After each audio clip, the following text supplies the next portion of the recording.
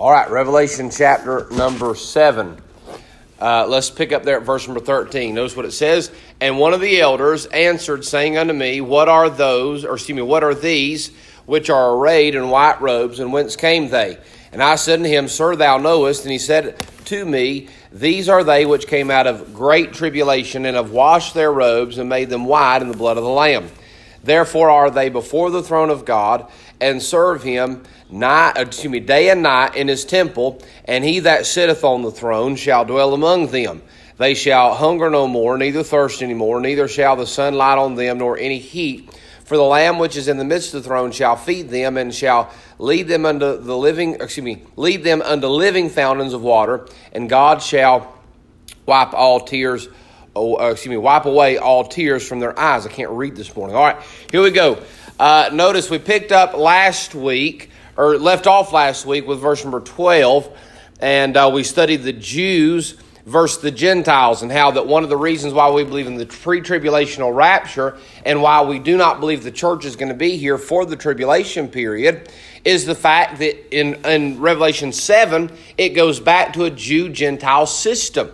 And if you are saved, if you are a Jew or a Gentile that got saved, you're no longer a Jew or a Gentile. I am a former Gentile. I'm not a Gentile now. I'm not a Gentile anymore. According to 1 Corinthians 10:32, there is Jew and there's Gentile and there's Church of God. So if they're going back to the Jew and Gentile designation for people that are quote-unquote saved in the tribulation period, then that means that the church is not here, okay? So now notice verse 13. He sees this great number, this great multitude of people, and he says, and one of the elders answered, saying unto me, What are these which are arrayed in white robes, and whence came they? And I said to them, Sir, thou knowest. And he said to me, These are they which came out of what? Great tribulation.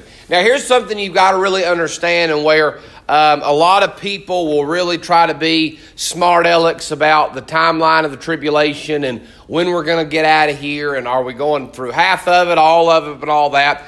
They'll try to play word games. Now, when I say the tribulation period, I'm referring to the whole 7-year time frame, okay? Now, people say, well, you can never show me where the first half of Daniel's 70th week is called the tribulation. And you know what? On technicality, they are right. But the reason why we call it the 7-year tribulation is because if you study it out, look at Matthew 24. Look at Matthew 24. Matthew chapter 24. And look there at verse number 15. Matthew chapter 24 and verse number 15. All right, look what it says here. When ye therefore shall see the abomination of desolation spoken of by Daniel the prophet stand in the holy place, whoso readeth, let him understand. So what is that? That's the abomination of desolation, right? That is when the Antichrist goes into the temple of God, sits down, and declares himself as who? God, okay? He declares himself as God. He says, he goes in there, and that's when the mark of the beast and all that is implemented. Okay, so that's called the abomination of desolation. And when that happens, look at verse 16. Then let them which be in Judea flee into the mountains. Let him which is on the housetop not come down to take anything out of his house. Neither let him which is in the field return back to take his clothes. And woe unto them that are with child, and to them that give suck in those days. But pray ye that your flight be not in the winter, neither on the Sabbath days. Now look verse 21. For then shall be what? Great tribulation, such as was not since the beginning of the world to this time, no, nor ever shall be. So watch this, you ready? Only 2 times you find that phrase, great tribulation. The great tribulation begins after the abomination of desolation. That is when, and we'll study it when we get there, but after the second half. So the Daniel's 70th week is broken up into 2 halves. That's what you got to understand. Daniel's 70th week is in 2 halves. Look there let's see, Daniel chapter number 9. Look at Daniel chapter number 9. Daniel chapter number 9.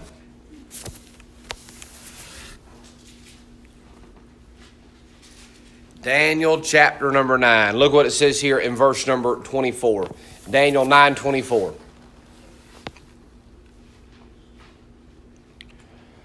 All right.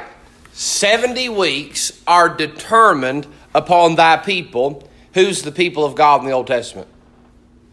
The Jews. Okay.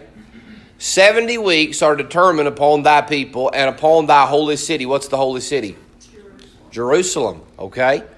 To finish the transgression and to make an end of sins and to make reconciliation for iniquity and to bring in everlasting righteousness and to seal up the vision and prophecy and to anoint the most holy. Know therefore and understand that from the going forth of the commandment to restore and to build Jerusalem unto the Messiah the Prince shall be 7 weeks and 62 weeks. The street shall be built again, and the wall even in troublous times. And after 62 weeks shall Messiah be cut off, but not for himself. And the people of the Prince that shall come shall destroy the city and the sanctuary, and the end thereof shall be with the flood, and unto the end of the war desolations are determined. Now notice, and he shall confirm the covenant with many for 1 week, and in the midst of the week he shall cause the sacrifice and the oblation to cease, and for the overspreading of abominations he shall make it desolate, even until the consummation, and that determined shall be poured upon the desolate. Now watch this. So the Antichrist is going to come in. He's going to make a covenant for 1 week. How long is 1 week in Bible prophecy? 7 years, a day for each year. Okay?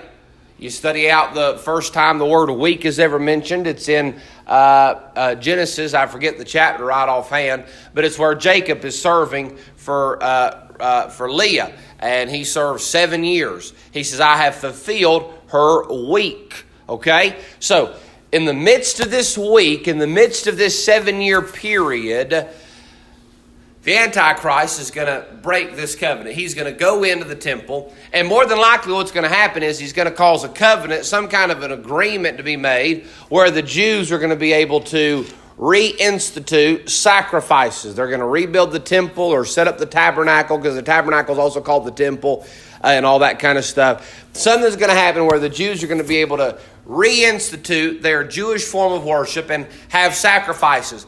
And the Antichrist is going to go in halfway through, and he's going to declare himself as God. And that's going to be the middle of the week. It's the halfway point of the 7-year period. So, I call the whole thing the tribulation period, because it says then shall be what?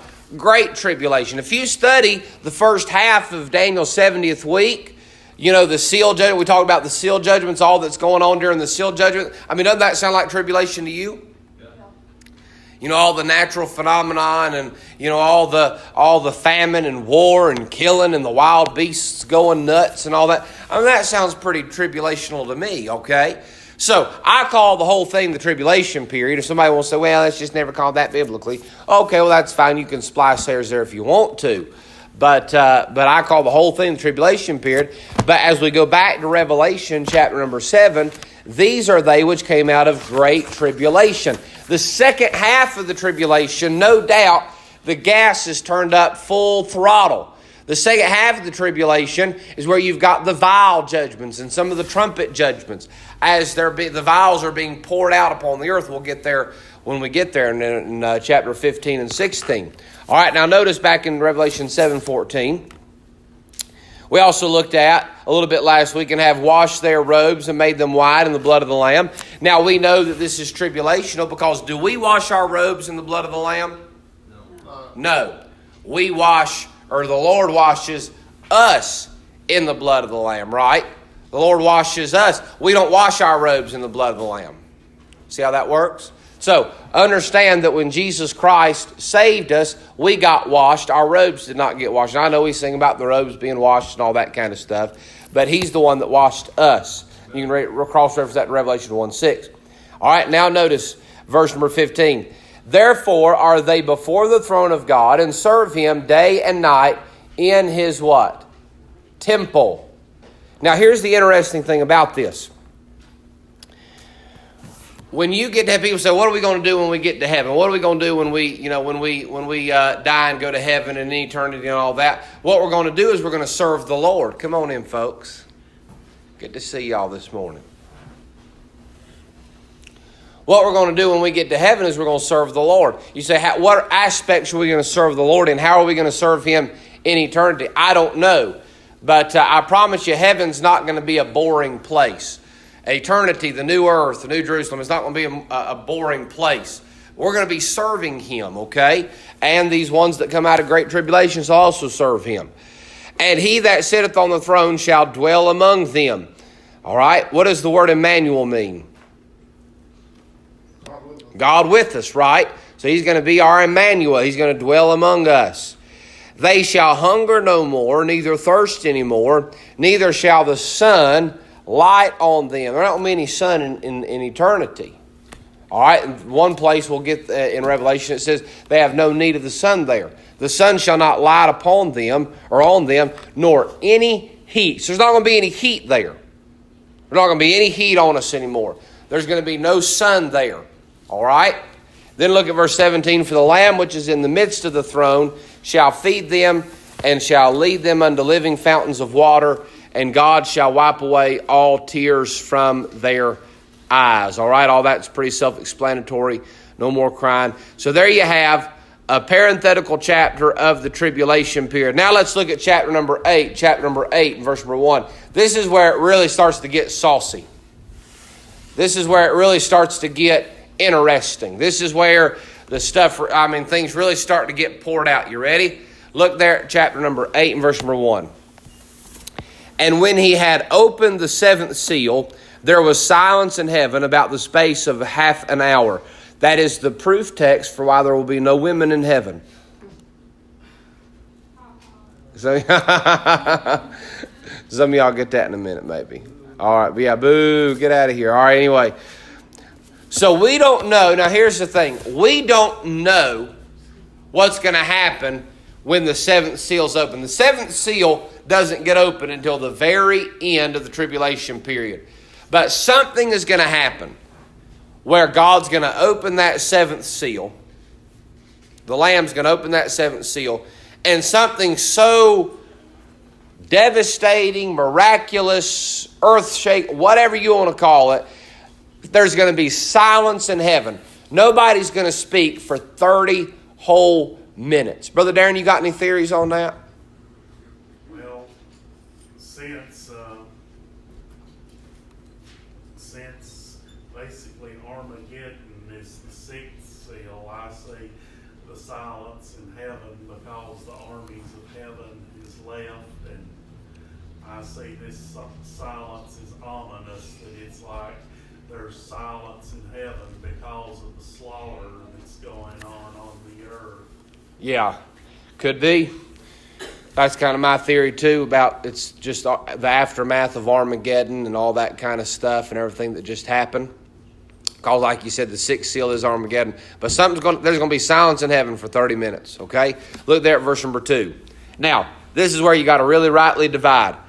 Revelation 8:2 is the beginning of the second view of the tribulation period. Revelation 8:2.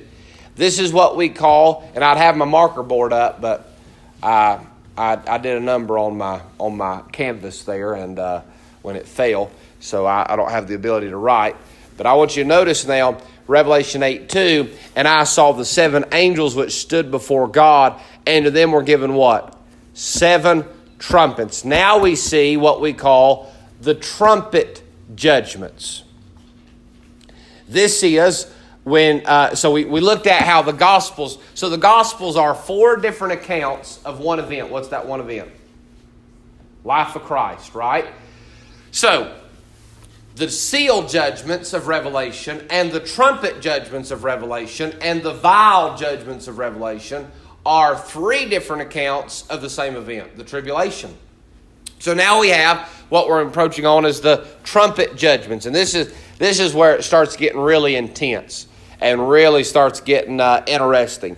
Okay? Look there at verse number 3. And another angel came and stood at the altar, having a golden censer, and there was given unto him much incense, that he should offer it with the prayers of all saints upon the golden altar which was before the throne. Now, this is one of the reasons why I believe that everything that was in the earthly tabernacle is also in the heavenly tabernacle. I think that there is instruments in heaven. I think there's a altar, Ark of the Covenant, and I think there is a golden incense altar, like we just read. I think there's a candlestick and a table of showbread. I think that everything that was in the earthly tabernacle is also in the heavenly tabernacle. Okay? And so an angel comes and he offers that golden incense, the golden censer, and offers that incense with the prayers of all saints upon the golden altar which was before the throne. And we talked about that, how the altar of incense, when you burned that sweet-smelling savor on the altar of incense, that smell would fill up, and that smoke would fill up, and it would go in, and it would linger in there while they left. And that's the same thing with your prayers. Your prayers linger in God's nose long after you leave, okay? So that's why you always ought to pray and all that kind of stuff. But now look at verse number 4. And the smoke of the incense, which came with the prayers of the saints, ascended up before God out of the angel's hand. And the angel took the censer and filled it with fire of the altar and cast it into the earth. And there were voices and thunderings and lightnings and an earthquake.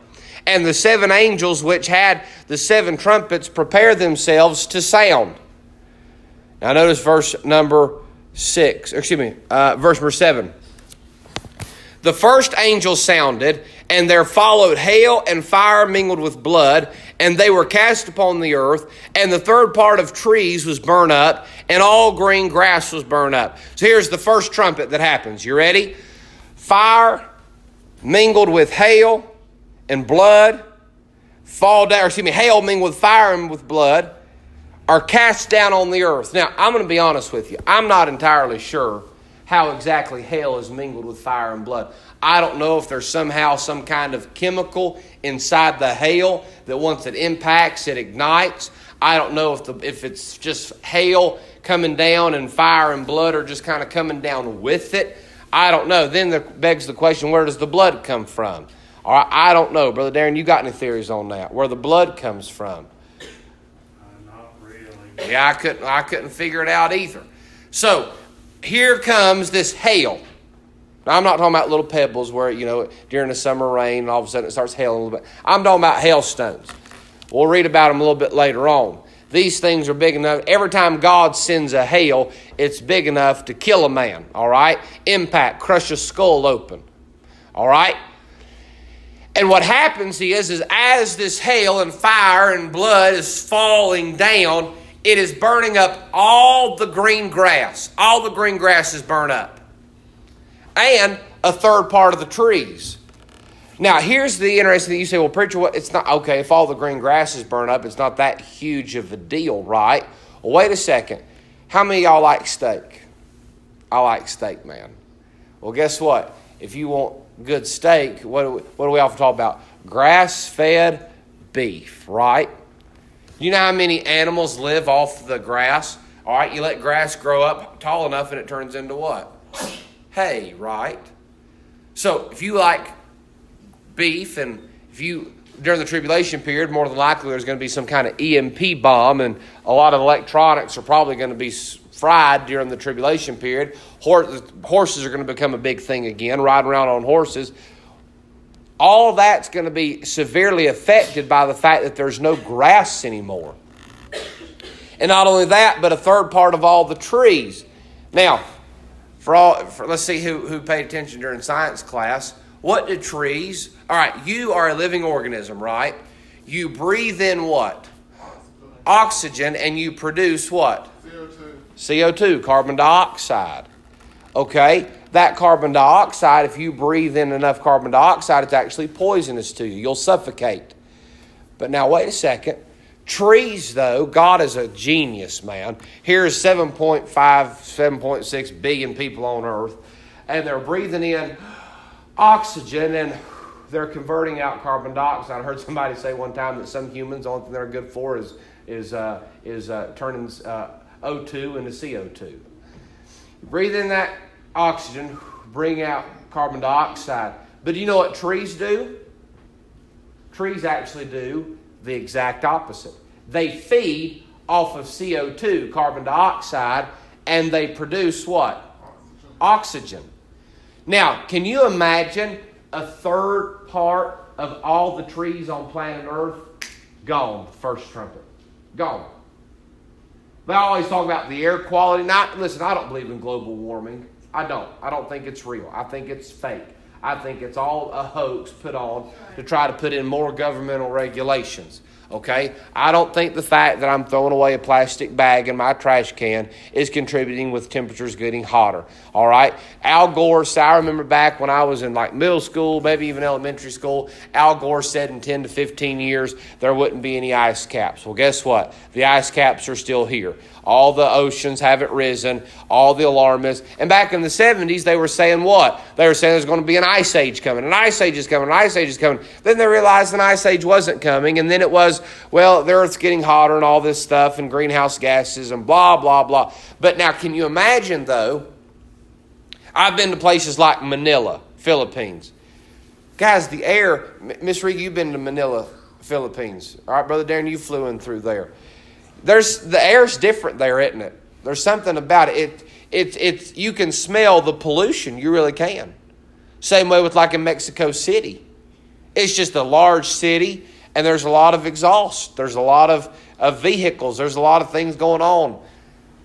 People building fires. I mean, the air is not good quality there. Can you imagine a third part of the trees, though, burning up and they're gone? What that's going to do to the air quality on the earth. Notice verse number 8. And the second angel sounded, and as it were a great mountain burning with fire was cast into the sea, and the third part of the sea became what? Blood. And the third part of the creatures which were in the sea and had life died, and the third part of the ships were destroyed. So here comes this mountain. A mountain looks like it's on fire, goes into the sea, and a third part of the sea turns into blood. Can you imagine what that does to the ecosystem? A third part of the creatures that were in the sea die. A third part of the ships are destroyed. What happens? Well, notice here now, all that blood and all those animals that die, they start washing up on shore, and the oceans literally become toxic. Can you imagine being down? Brother Darren then just got back from the Outer Banks there. Can you imagine going down and looking out at the Outer Banks, sitting there at the coast or Hilton Head or wherever, and you're down there, and all of a sudden you see this huge mountain coming down out of the sky, hits the water, explodes, and all of a sudden the water starts turning red. And you realize it's not some kind of, dye or liquid, it's blood. And all of a sudden all these dolphins and sharks and whales and all sorts of fish start floating up to the surface and they die. Can you imagine the kind of toxic bacteria, just death, disgusting rottenness that's going to be happening? It's going to be awful. That's the tribulation period. God is pouring out His judgment and wrath on the earth. The time of reckoning has come. Look there at verse number 10. And the third angel sounded, and there fell a great star from heaven, burning as it were a lamp, and it fell upon the third part of the rivers and upon the fountains of water. And the name of the star is called Wormwood. More than likely, this is an angel. This is probably not some kind of asteroid. This is probably more than likely an angel. Oftentimes in the Bibles, angels are called stars, okay? And this star has a name, Wormwood. This is where C.S. Lewis wrote what they called the Screw Tape Letters. And it was a fiction work about a demon writing to his nephew. Which one was the nephew? Was it Wormwood or was the uncle Wormwood? Wormwood was the nephew. Yeah, Wormwood was the nephew. And it was Uncle Screwtape. It was one demon writing to another demon about how to do his job. Interesting little piece of literature there. But this is where they get the name, Wormwood. A star falls from heaven named Wormwood, and the third part of the waters became wormwood. That means bitter. You can find the cross reference there. Back, remember when the children of Israel were going through the desert and they find the waters, but they are bitter. They called Mara. Okay, these are bitter waters. It turns a third part of the waters into wormwood, and many men died of the waters because they were made bitter. Now listen to me. What's going to happen is that star's going to fall, and it's going to poison a third of the water supply, and many people are going to drink because the waters were bitter. You say, well, preacher, why would they drink the water even though it's bitter and poisonous? Have you ever seen the stories about people that get like lost at sea? Yeah. And they're floating around in that life raft, and they run out of water, they don't have any water, and it's not raining, and the sun starts beating down on them, they get hot, they get sunburnt. And then after about 2 days of being severely dehydrated, 2 or 3 days, you start going delirious. You start losing it. And, you know, like the old poem goes, water, water all around, but not a what? Drop to drink. It's talking about being marooned in the ocean. And so guess what happens? They get so thirsty that they start drinking the salt water. And oh man, that satisfied that's wet, that's cool on my tongue. But guess what? You drink salt water, guess what happens to you? You get dehydrated, even worse, you die. Your body is overloaded with salt and your organs start shutting down. So you say, well, why in the world are they drinking this water? Because guess what happens? A third part of the water is turned into blood. A third part is made bitter. And so they're just starting to drink whatever they can get a hold of. Even if it's poisonous, they start getting delirious because they're dehydrated. Can you imagine all these people just drinking this poisoned water, this bitter water, and then just dying? That's going to be an awful time period. All right, let's look at one more trumpet, and then we'll close out Sunday school. Get out of here a little early. And the fourth angel sounded, and a third part of the sun was smitten, and a third part of the moon, and a third part of the stars, so as the third part of them was darkened, and the day shone not for a third part of it, and the night likewise. And I beheld and heard an angel flying through the midst of heaven, saying with a loud voice, Woe, woe, woe to the inhabitants of the earth, by reason of the other voices of the trumpet of the 3 angels which are yet to sound. All right, you notice there in verse number 12, I believe, now listen now, I believe that during the tribulation period, at some point, specifically when the 4th angel sounds, that the days are going to be shortened. In fact, the Bible says in Matthew 24 that the days shall be shortened, right? Yeah. So I believe that the days are going to be shortened by 16 hours. I believe there's going to be 8-hour days during the tribulation period. Because notice, a third part of the day and a third part of the night, they're all smitten there. Well, how do you smite? Well, it's just talking about daylight, preacher, okay? Well, how do you smite a third part of the night there? How do you smite the night? The days are short. I don't know what all that involves. I have no idea how that happens or what makes that work. But I believe that literally the days are shortened in the fact that they go from 24-hour days to 8-hour days. Because you got a third part of the day. How many hours are in a day? 24, right? So a third of 24. What's 24 divided by 3? 8, all right? Some of y'all look at me. It's too early for math, preacher. 8. So a third part of the night, that's 8 hours, and a third part of the day, that's 8 hours. That's 16 hours. 16 minus 24 is 8-hour days. You say, preacher, I don't know if that's right. It may not be, but that's just what I believe. That's a little bit of Andrew Sluter theology. Take it or leave it. All right? So what you got to understand, and now notice an angel flies out from heaven and says, woe, woe, woe to the inhabitants of the earth, because there's 3 trumpets yet to sound, and boy, is it going to be miserable when they sound, okay? All right, we'll pick up. We got through chapter number 8. I'm pleased with that. We got through chapter number 8. We'll get chapter number 9. Start on it next week. Has anybody got any questions, comments, or concerns about anything we talked about? All right, let's pray. Father, we love you.